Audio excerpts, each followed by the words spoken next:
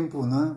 Nós, graças a Deus, mais uma oportunidade de estarmos reunidos em nome de Jesus, agradecendo a presença de todos, né? Nesse dia maravilhoso, um dia que muitos estão cansados porque receberam a família, se reuniram, conversaram até mais tarde, mas orar para Jesus, se reunir em torno do nome de Jesus, não tem preço. Principalmente depois que ele diz que quando 2 ou mais pessoas estivessem reunidas em seu nome, que ele estaria. E nossa querida Clécia chega na hora da prece para fortalecer nossa corrente de oração, se juntando, cada um que vai chegando, vai engrossando essa corrente de amor, de paz, de alegria, de fé e de esperança. Senhor Jesus, Mestre divino e amigo de todas as horas, envolve a todos nós, Senhor, com tua corrente de amor, com a tua luz libertadora, nos trazendo a fé e a esperança para continuarmos carregando a nossa cruz. Ampara toda a nossa família, os nossos entes queridos que já partiram e aqueles, Senhor, que têm a permissão de estar junto a nós, que possam agora se unir nessa corrente de amor para que os nossos lares, Senhor, continue sentindo a tua presença durante toda a semana. Que a tua paz, que o teu amor, que a tua luz, que o manto sagrado da nossa Mãe Santíssima de Nazaré envolva a todos nós. Assim seja. Bom, o tema, né? Os trabalhadores da última hora. E aí a gente vai ver, né? Quem são esses trabalhadores da última hora, quem são os trabalhadores da primeira hora, né?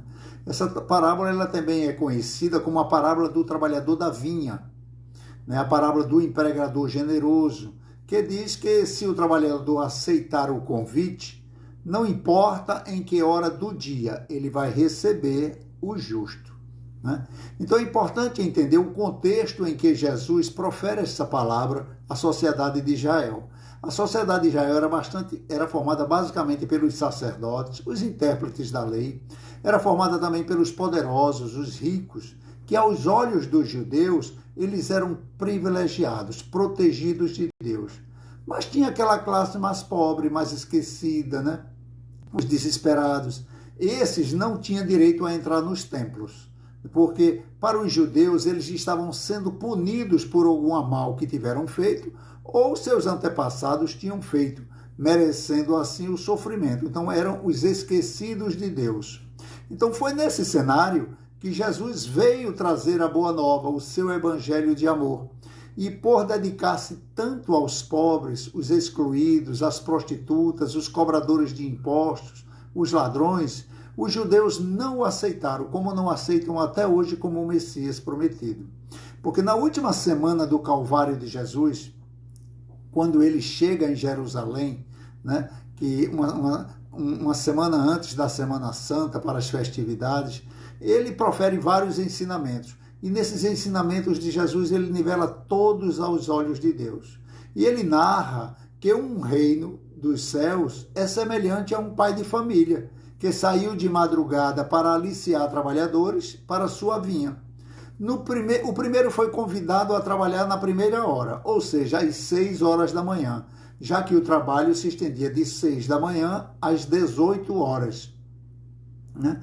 Então, a este ele disse que pagaria a ele um denário. Eu vou pagar você R$10, R$100, né? Acertou com ele e ele aceitou e foi para o trabalho.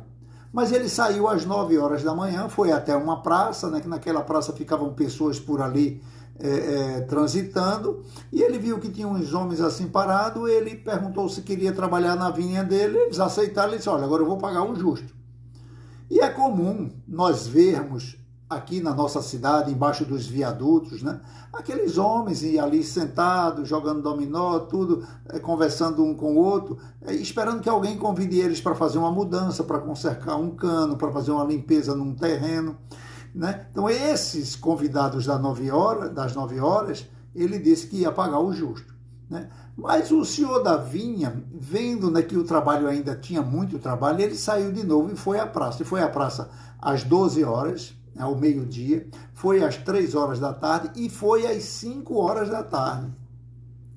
E aliciou trabalhadores em todas essas horas, dizendo que iria pagar o justo. No final do dia, ele, da jornada, né, ele chama o encarregado e ordena que faça o pagamento começando pelos últimos. Os que foram aliciados na última hora, né? Eles receberam do Senhor o que seria justo. Aquele que iniciou às 17 horas, olha, ele ia trabalhar somente 1 hora. Então, ele tendo trabalhado, ele recebeu também um denário. Então, pagou ao último denário e foi pagando ao que começou às 17, às 15, ao meio-dia, às 9 horas e às 6 horas da manhã. Mas o primeiro, quando recebeu, ele se queixou do senhor da vinha. Disse, olha, na cabeça dele ele pensou, se ele trabalhou 1 hora e ganhou um denário, eu que trabalhei o dia todo, devo ganhar muito mais, né? Então, ele disse, mas senhor, não é justo, eu comecei a trabalhar no dia a dia. Aí o senhor chegou para ele e disse, o que eu acertei com você que te pagaria? Um denário. Disse, então, toma aqui o que é teu e segue. Agora, o que eu vou fazer com o meu dinheiro não cabe a tu julgar. Por acaso eu sou mau para os teus olhos porque estou agindo com bondade para com os outros? Então assim será também no reino dos céus. Os últimos serão os primeiros.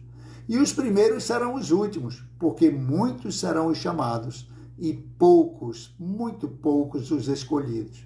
Porque para entrar em mundos felizes, né, quando a gente parte para a pátria espiritual, né, cumprindo as exigências da encarnação, como acontece, sempre tem exigências. Para onde a gente for, tem uma exigência, tem uma norma, tem uma regra. Não existe nenhum local, né? Até no meio do mundo do crime tem regras. Tem um chefe e tem aqueles que obedecem. Então, no festim das núpcias, o rei manda chamar os convidados, mas tinha uma regra, eles tinham que estar vestidos com a roupa nupcial. Então, o trabalhador da última hora, ele tem direito ao salário, mas tem uma exigência. Para isso é necessário que ele tenha conservado, durante essa hora de trabalho, a boa vontade, a disposição do Senhor que deveria empregar. Então, ele, quando estava ali na praça, ele não estava ocioso porque ele queria. Ele estava ali porque ninguém tinha chamado ele, né? Então, o atraso dele não foi por preguiça. Então, ele tem direito ao salário, porque ao alvorecer, desde as 6 horas da manhã, que ele estava lá esperando ser aliciado, né? Então, ele era trabalhador, só lhe faltava trabalho. Então, esta parábola, ela abre um leque de reflexões impressionantes. Mas nós iremos nos prender a uma que me tocou, principalmente a mim mesmo, muito intimamente. Trata de um assunto, geralmente, que nós não admitimos fazer parte de nós. A inveja. Né? A inveja. Ora, Jesus falava para os que tinham ouvidos de ouvir. Os primeiros não compreendiam o sentido da vida, porque compreender é diferente de conhecer. Compreender é ter consciência da importância do que se faz e do que se deixa de fazer. Por exemplo, um médico estudioso conhece toda a estrutura molecular do corpo, o funcionamento dos órgãos, ele sabe do que é que as células se alimentam, né? Ele sabe que para o fumante quais são os prejuízos do fumo, ele sabe quais são os prejuízos do álcool no seu organismo, mas como ele não compreende, ele não despertou a consciência, ele bebe e ele fuma. Então, compreender é diferente de saber. Quando temos consciência, nós dirigimos primeiramente todas as nossas ações para nós mesmos. Todo o aprendizado é aplicado primeiro em nós. Então, nós vamos agindo de acordo com o maior ensinamento das leis de Deus. Amar o próximo como a si mesmo. Então, se eu não estou fazendo o bem a mim, como é que eu vou ter condições de fazer o bem ao próximo? Então, a parábola nos mostra o quanto nós invejamos as conquistas alheias. Porque para o Senhor, o que importava não eram as horas trabalhadas, e sim a qualidade do trabalho. Não era a quantidade. Então, era o cuidado que o trabalhador tinha de se fazer o melhor. Porque é muito comum a gente ver pessoas, né, quando não nós mesmos, né, sem o compromisso necessário para se fazer um bom trabalho. Às vezes mesmo, a gente entra numa live dessa, né? E hoje eu estou aqui sendo o canal mediador, mas eu participo de muitas outras. Mas, em vez de a gente estar prestando atenção, concentrado, focado, daqui a pouco pega o celular e aí vê o zap e vai aqui, toma um copo d'água e sai daqui o cachorro e fica distraído. Quer dizer, no final das contas, eu perdi alguma coisa. Então, tem trabalhadores que também eles estão no trabalho, mas se dispersam, eles não estão integralmente. Então, aquele que trabalhou 1 hora focado, totalmente entregue ao Senhor da vinha, ele merece o trabalho justo. Então, muitos aceitam serviços apenas para tirarem o necessário dos seus custeios, das suas necessidades, né, para pagar até seus vícios, né, ou para fazer parte de um grupo. Não, eu vou aceitar isso aqui porque tem uns amigos meus que estão ali. Então, ele não está pensando no seu futuro espiritual, principalmente, nem no futuro da sua família. Então, eles não fazem por amor. E tudo reclamam. Estes tudo reclamam. São os insatisfeitos. Ficam olhando o relógio, olhando. Puxa vida, hoje dá meia-noite e não dá meio-dia. É esse trabalhador que chegou na primeira hora, né?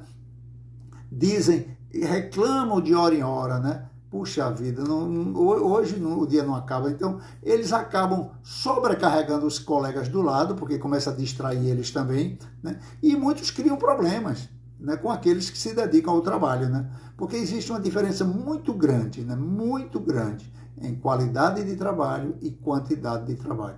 Visto que o bom trabalho não tem preço. Um trabalho bem feito não tem preço, né?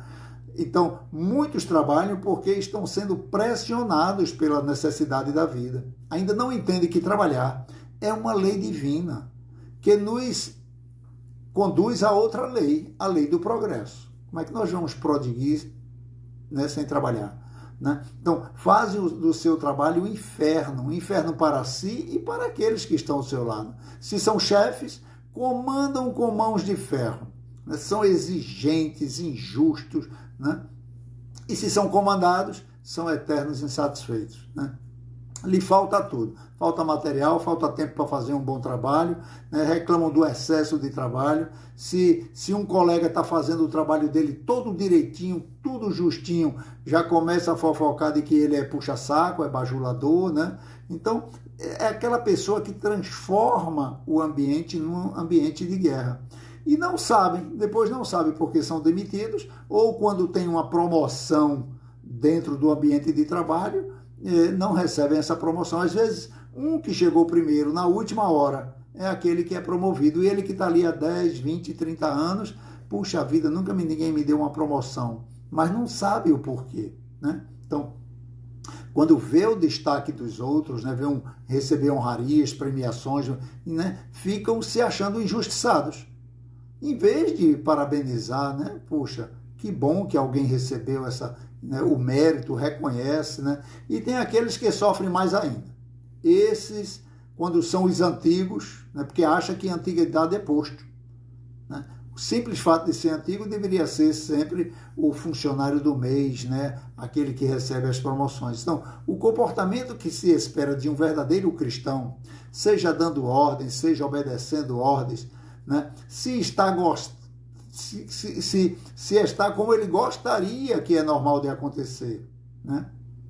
Então, se ele está dando ordem ou recebendo ordem, se as coisas não estão do jeito que ele gostaria, chame alguém em particular e, em particular, coloque suas observações, né? Mas se ajuste, porque assim a gente não merece o salário do justo. Porque nós espíritas não podemos deixar de observar o trabalho hercúleo do senhor Allan Kardec. Em apenas 12 anos de pesquisas científicas, responde milhares de cartas, né? Numa época em que nem luz elétrica tinha, não existia, né? E mesmo com todas as limitações, ele nos deixa um verdadeiro primor para a humanidade, um conjunto de 23 obras, além de viagens enormes, exaustivas para divulgar a doutrina espírita pela Europa. E ele recebia com humildade e gratidão a visita do Espírito de verdade, o próprio Jesus. Então veja, Jesus, uma vez por mês, dedicava a ele 15 minutos para ele tirar dúvidas. Agora imagine a produção desses 15 minutos. o quanto não era rico esse encontro de Jesus com o senhor Allan Kardec. Imagine só, né? Então, muitas vezes a gente fica pensando, nós já temos N encarnações, né? Cada uma com uma média de 50 anos, nessa para quem já está com 70 anos. Será que a gente conseguiu produzir já 1/1000 do que esses dois conseguiram em tão pouco tempo? Né? Então, quando compreendemos que o nosso futuro depende de nós mesmos, nós começamos a cuidar mais do nosso presente. Porque cada dia é uma oportunidade preciosa, né? Para que a gente procure se ocupar com atividades que nos elevem e que eleve o próximo também, como essa que nós estamos fazendo agora. Nós estamos nos fortalecendo. A espiritualidade nessa hora não está ociosa, não, está trabalhando em torno de cada um, retirando energias grosseiras, né? Convidando irmãozinhos que se aproximam da gente sem serem convidados para se retirar da nossa casa e derramando sobre nós fluidos que entram na nossa célula, recuperando nossa saúde física, mental e espiritual. Então, todo esse entendimento que nós vamos desenvolvendo à luz da doutrina espírita vai também nos deixando mais responsáveis para quando a gente for chamado ao trabalho, ir com mais dedicação. Então, nós vamos descobrindo que todo o empenho que nós fazemos, né, dentro da crença que a gente possui, ela, na verdade, não é para a nossa família, ela não é para o nosso trabalho, né? Ela é para nós mesmos. Porque nós precisamos ser felizes promovendo a felicidade do próximo. Aí sim, nós estamos realmente sendo cristãos. Porque Paulo de Tarso, quando estava preso, ele escreveu para os Coríntios, né? No capítulo 9 está lá o apóstolo dos gentios, porque ele diz assim, eles estavam muito tumultuados lá na cidade, em conflitos, e Paulo diz, cada um contribua segundo propôs o seu coração, não com tristeza ou por necessidade, mas porque Deus ama aquele que dá com alegria. Então, todo aquele que deixa suas tarefas para a última hora, por falta de dedicação, ele retarda seu progresso espiritual e intelectual. E tem uns que dizem, não, eu já tô cansado, 60 anos, 70 anos, na próxima encarnação eu faço isso. Como se uma encarnação não fosse solidária da outra. Tudo é uma continuidade. Eu vou retornar para vir iniciar e terminar o que eu não terminei ainda. Então, cada segundo é dia de colocar em prática, né? Se eu não sou aquele trabalhador braçal, que eu seja aquele que ora, aquele que vibre, aquele que tosse, aquele que instrui, aquele que estende a mão. Existe sempre uma maneira de nós sermos um trabalhador útil. Porque aqueles que estavam na praça e foram aliciados pelo senhor da vinha, eles não estavam, como eu disse ali, na ociosidade, né? Eles eram trabalhadores, mas lhe faltava alguém para lhe dar trabalho.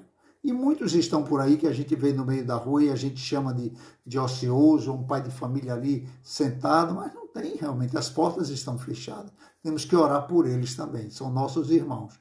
Então, quando nós estivermos num desses dias, nos lembremos, né, de parar para criar em nosso psiquismo. Aquele dia, né, que a gente está travado, saiu do trabalho, quer terminar um trabalho, um estudo, uma monografia, né, uma orientação ao filho, e nada consegue sair do canto, que a gente pare e ore. Entre em prece. Orar é um bom trabalho. Orar é nos conectarmos com Deus, é abrir a mente para a espiritualidade superior, que através dessa nossa abertura mental vai nos inspirar, fortalecendo nossa paciência, a nossa perseverança, tranquilizando aquele que está querendo produzir, né? Para que ele seja no tempo de Deus, vai aparecer a solução. Então é preciso dar tempo ao tempo, mas não com a mente dispersa. É preciso que ela esteja ligada ao alto, porque é do alto que vai vir para nós a solução de nossos problemas. Então, o exemplo de perseverança do que estavam na praça, não 10ª hora, faltava 1 hora para terminar o dia, e eles estavam lá, né, esperando que alguém o convidasse. Então, é um exemplo de perseverança muito grande. E por isso que ele foi aliciado e recebeu o trabalho junto. né? Eu mesmo, quando desse meio-dia ali, depois de esperar alguém, não, tem uma pessoa aqui que passa aqui para chamar a gente para um trabalho. Se desse meio-dia ele não chegasse, eu já tinha ido jogar bola com meus amigos, tinha ido fazer alguma coisa. Mas a perseverança dele foi enorme, foi linda, é um exemplo para nós. Não tem tempo para que Deus não possa esquecer de nós. Ele sempre está atento. Agora, nós estamos aqui para provar a nossa perseverança, para provar a nossa paciência, para provar a nossa certeza de que Deus vai, na hora dele, atender às nossas necessidades, né? Então, eles passaram o dia todinho pronto, felizes, né? Tanto é que receberam o salário, foram trabalhar lá com alegria, devem ter produzido muito mais do que aquele que começou na primeira hora. Então é importante salientar que tudo que Jesus fala no seu evangelho, né, através de Marcos, João, Lucas e Mateus, tudo que ele fala se refere ao mundo espiritual. Então, qual o salário no mundo espiritual? Então, é comum dizer, né, o bônus horas, né, os espíritas chamam de bônus horas por causa de André Luiz, né? Então, muitos trabalham nas suas searas espíritas esperando o pagamento de bônus horas, né, para quando chegar na pátria espiritual, né? Ora, esses não estão trabalhando por amor, por caridade pura, porque o trabalho com Jesus é dar com uma mão sem que a outra veja, né? Então, o pagamento deles já foi dado ali mesmo onde eles estavam, que foi a oportunidade de trabalhar. Porque o que vai nos dar condição de receber um trabalho justo na pátria espiritual é a qualidade dos sentimentos que nós colocamos no que nós estávamos fazendo. Quando se trabalha por amor, o salário é o da felicidade, o da consciência tranquila. E este é o salário dos trabalhadores da última hora, né? É um salário de estar em paz consigo mesmo. Eu estou fazendo o meu melhor na hora. Porque o senhor da vinha é o pai de família da parábola, simbolicamente ele é Deus.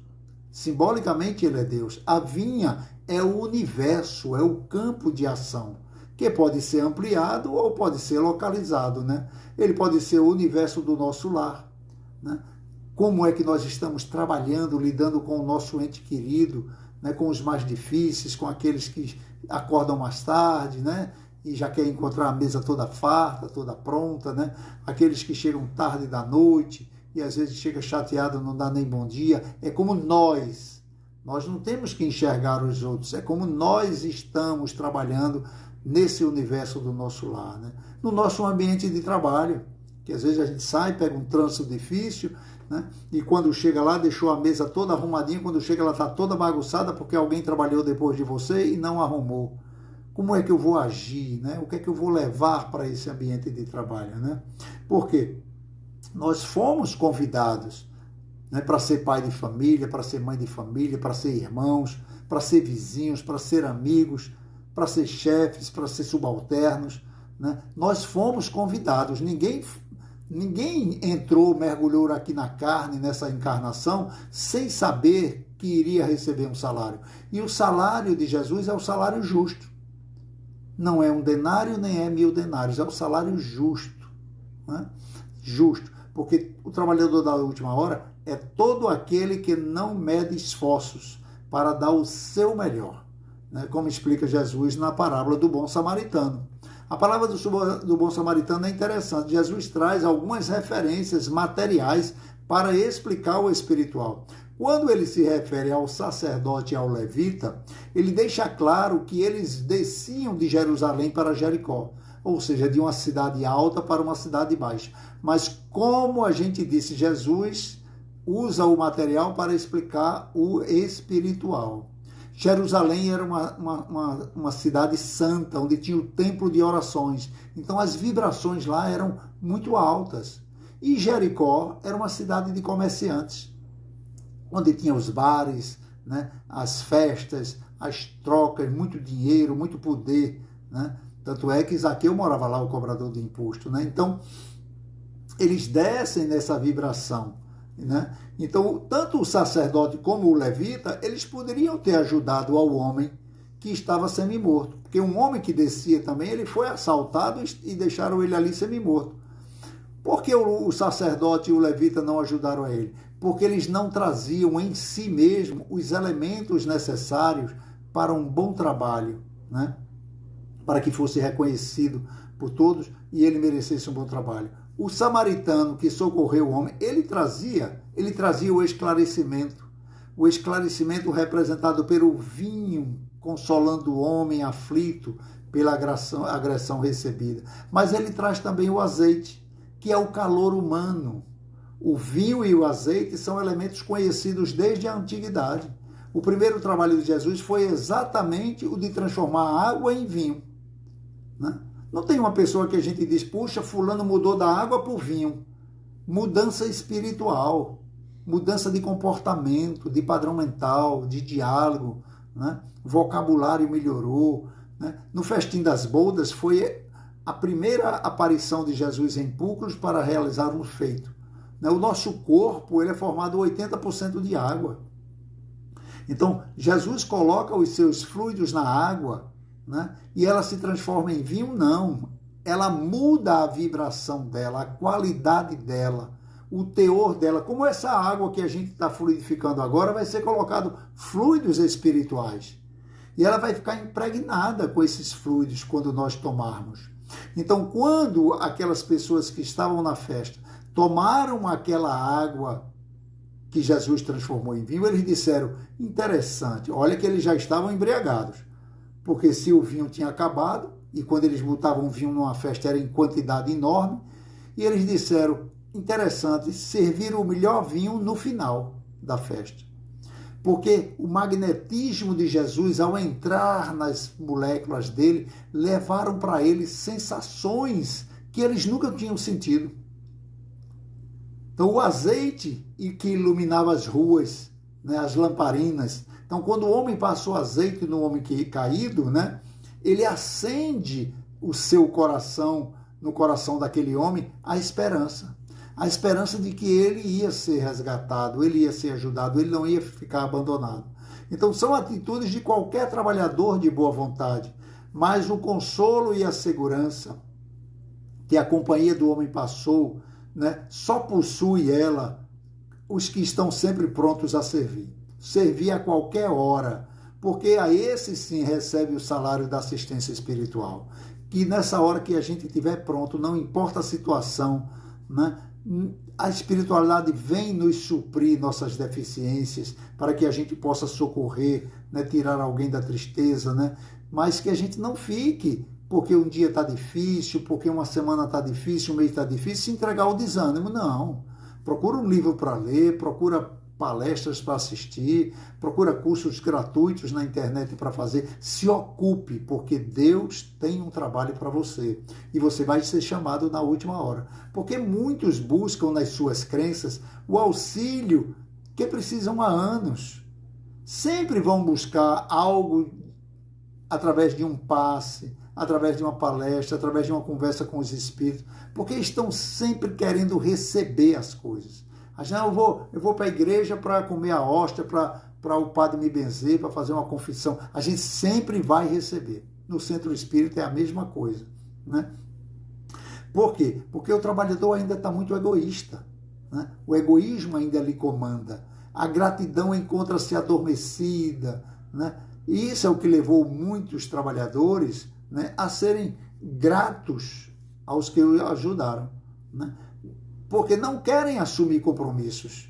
Muitos são convidados para ajudar numa casa de trabalho, de oração, mas não querem assumir compromissos, justificam dizendo que em casa já tem obrigações demais. Como se aquelas pessoas que estão ali nas casas de oração, trabalhando, também não tivessem suas obrigações no lar. Todo mundo tem obrigações. Quantos a gente está trabalhando no centro e chega do trabalho ainda com a farda do trabalho para ir trabalhar diretamente? Porque é esse trabalhador da última hora que vai fazer o diferencial. Então, se estes se comportam em casa da mesma maneira, como se comporta lá fora, com má vontade, em casa do mesmo jeito, são aquelas pessoas carentes, né? Vive pedindo tudo, né? Olha, já que tu vai na cozinha, traz um copo d'água para mim.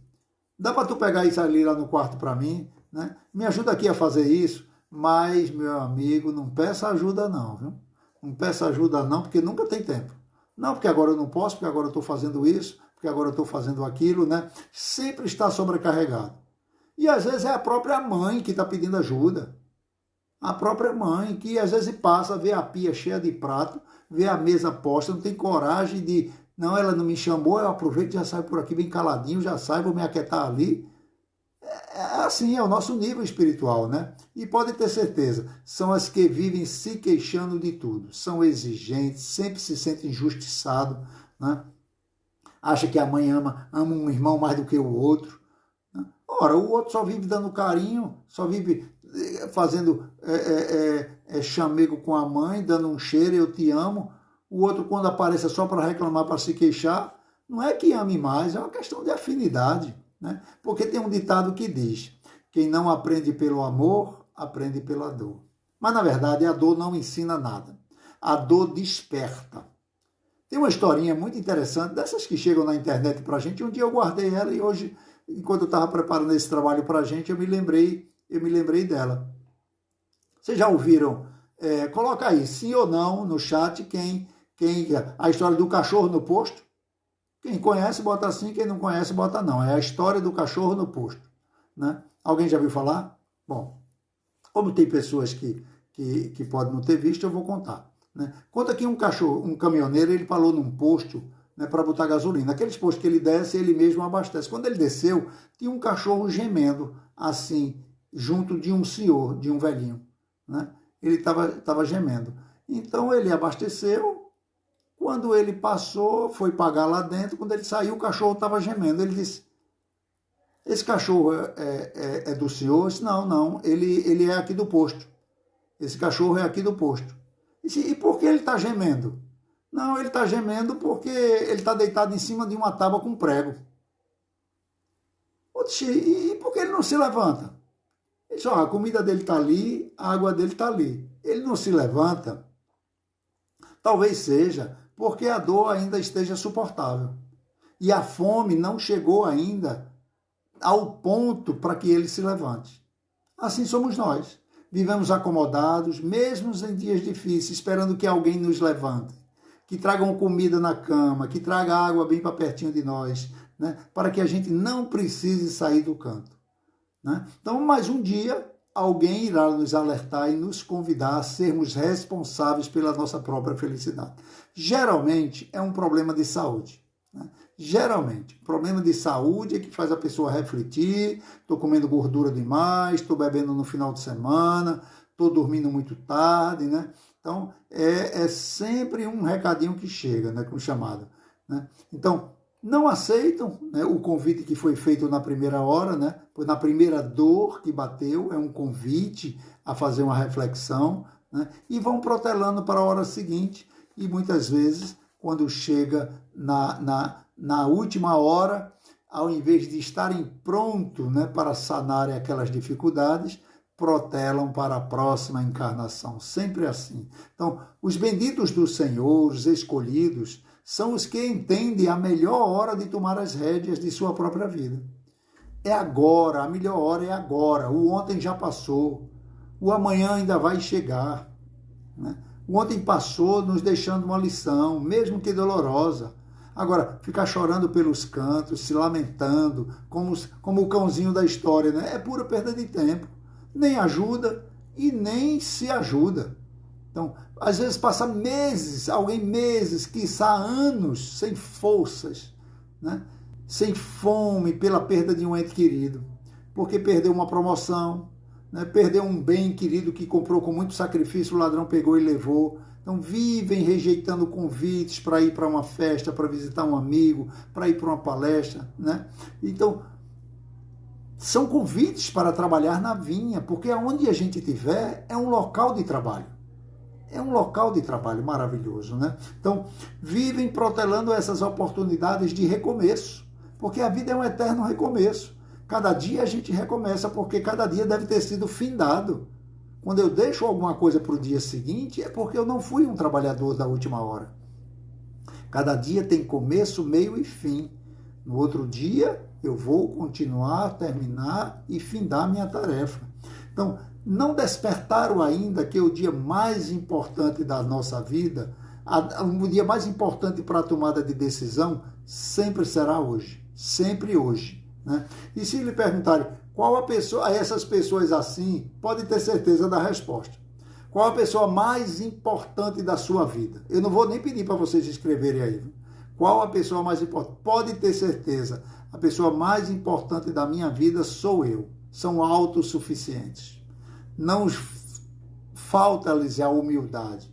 Se demoram a entender que a vida, à luz do Evangelho de Jesus, né? Onde Jesus ensina que a pessoa mais importante da nossa vida sempre será o próximo.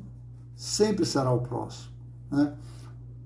Porque ela divide conosco a caminhada na vinha do Senhor.